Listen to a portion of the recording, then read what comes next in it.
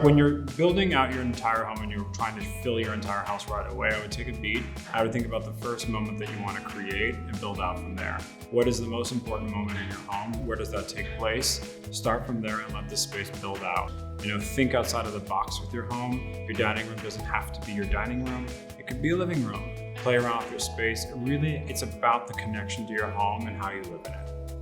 I think it's important to mix in things that are vintage or things that you already own. So take a really good inventory, because if you're heading out the door to buy an entire home full of new furniture, if you know what you own and you have the photos of that with the dimensions, you can mix that in with some of the newer pieces. And I think that becomes a much more personal interior.